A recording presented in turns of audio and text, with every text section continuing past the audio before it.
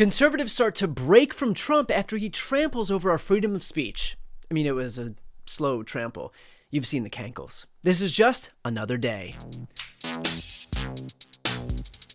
With Jimmy Kimmel's recent benching by ABC, we are witnessing the light-speed erosion of our freedom of speech. Not that Trump sees it that way. I'm a very strong person for free speech. At the same time, when you have networks that where I won an election, like in counties, I guess it's 2,600 to 525. That's called a landslide times two. When you have that level of popularity or voter support, as I did in the last election, and yet they'll take a great story and they'll make it bad. Exactly. It's not fair. Like during the campaign when Trump made this great claim. In Springfield, they're eating the dogs, the people that came in. They're eating the cats. They're eating the pets. Sadly, I think we all remember how news outlets painted that brave admission in a bad light, as opposed to heaping praise on the president for having the courage to bring this important story to light. But honestly, good story, bad story, Trump really isn't bothered by any of it. I just want to settle this free speech question, because you've said that you restored free speech in America. Yeah. Is that free speech including for people who are harshly critical of you, for your political opponents, for people who say things you don't like? I become immune to it. You unfairly? I become immune to it. See, slides right off his back. He's completely unbothered. And other than the ABC lawsuit and CBS lawsuit and New York Times lawsuit and Simon & Schuster lawsuit and 60 Minutes lawsuit, basically immune. You know, I'm no doctor, but I believe you're actually immunocompromised. And speaking of immunocompromised, my dude, you might want to get your hand checked. Donald Trump's attempt to downplay his dictatorial move of using the full weight of the federal government to silence his critics and sending his FCC chair Brendan Carr out to publicly threaten media companies if they don't kick Kimmel off the air is an incredibly frightening moment for our country. And it's not just Democrats who think this way either. He threatens explicitly, we're going to cancel ABC's license. We're going to take him off the air so ABC cannot broadcast anymore.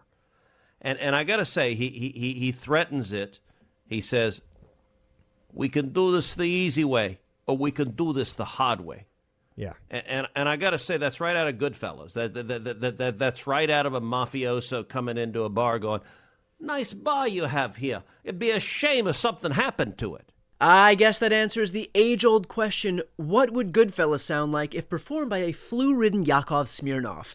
But it's not just the man of 1,000 attempts at voices that has a problem with what Trump and his administration are doing.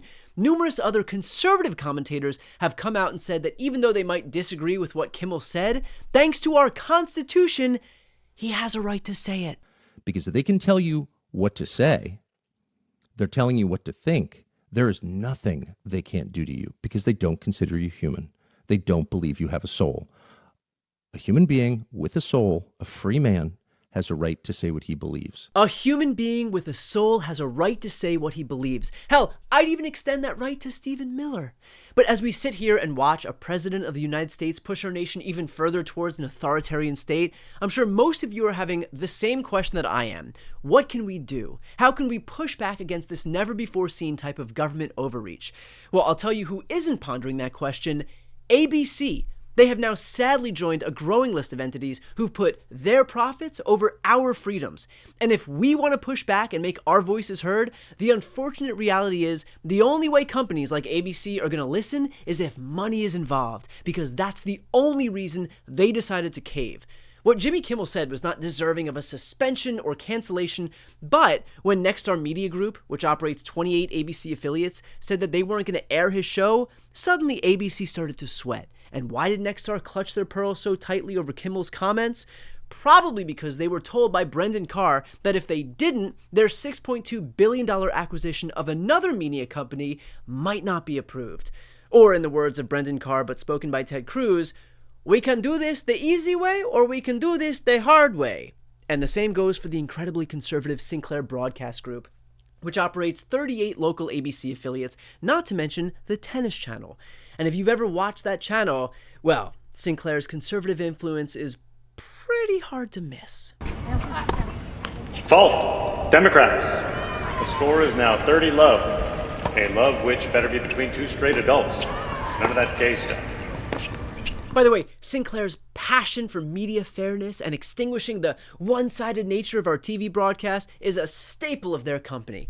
So much so that a few years ago, they ordered all the anchors at Sinclair-owned news stations to read the same script. The sharing of biased and false news has become all too common on social media. More alarming, some media outlets publish these same fake stories without checking facts first. The sharing of biased and false news has become all too common on social media. More alarming, some media outlets publish these same fake stories without checking facts first. Unfortunately, some members of the media use their platforms to push their own personal bias and agenda to control exactly what people think. And this is extremely dangerous to our democracy. But hey, just like Kimmel's cancellation, I'm sure that was all just a total coincidence.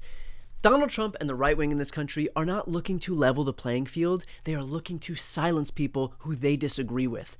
And I say to all of the companies out there like ABC, make them do it the hard way. If money equals power, then ABC, which is owned by Disney, has tons of power.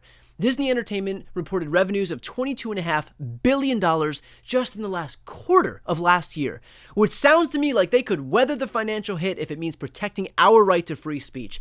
But it wasn't about weathering a financial hit. It was about them making more money and acquiring more stations, because that's apparently the only thing that ABC cares about. Certainly not free speech or the First Amendment or even the prospect of emboldening a very autocratic Donald Trump. Their goal is simply padding their own bottom line. Democracy be damned. Look, I am 100% independent. I am not owned by a giant multinational media company. I am not told what to say by any advertising overlords. You've heard me say it 1,000 times. If my loyal sponsor, the good people at purplesquarebackgroundwalls.com, don't like what I have to say, then they can take their business elsewhere. You think the folks at beigehexagonbackgroundwalls.com haven't been begging for my business for years? Think again. But the sad part is, ABC is not alone in their capitulation. They're just another wealthy conglomerate unwilling to do what is necessary to prevent a further descent into autocracy. CBS News gave in to Trump, universities like Brown and Columbia and UPenn gave in, as did law firms like Paul Weiss, Kirkland and Ellis, Cadwalader, and a whole host of others. And every time a media company, a university, or a law firm pays up and gives in to this president's demands, it only makes him stronger and America weaker. Trump is like a freedom-sucking vampire. His strength is sustained and bolstered by anyone letting him wrap his teeth around our rights, and it emboldens him to keep going. How do we stop this freedom-sucking vampire? Well, obviously not with a cross, or else he would have been stopped a long time ago. It is by standing up and making your voice heard any way you can. If you think what ABC did is abhorrent, let them know with your wallet. I've personally canceled my Hulu Disney package, which I didn't want to do. I have tons of friends who work in the entertainment industry, not to mention I'm dying to know what happens in season 3 of Vanderpump Villa, but I think my friends, and Marciano, will understand that our freedoms are worth the sacrifice. Now is the time to fight back and show anyone who cowers to Donald Trump that our money is just as green as everyone else's. And the only thing that these media outlets care about is financial, so let's hit them financially, because we cannot give up our democracy without a fight, difficult though it may be. As a 6th-year senior in your voice acting 101 class once said, we can do this the easy way, or we can do this the hard way. Before you go, if you enjoyed this content and you want to see more and support independent media, please follow this Facebook page. But second, the reality is that we are now in a political environment where this administration can lean on any of the social media platforms to suppress certain voices if they don't like critical coverage. That means my longevity here is in the hands of a few tech billionaires who are already making it clear that they are willing to cater to this administration. To that end, signing up for my newsletter is a way for me to reach you directly if that ever becomes necessary. Just go to briantylercohen.com and click up top where it says sign up. It's completely free, but there's also an option to do a paid subscription if you would like to support me and my team. I really appreciate it. Thanks so much for watching.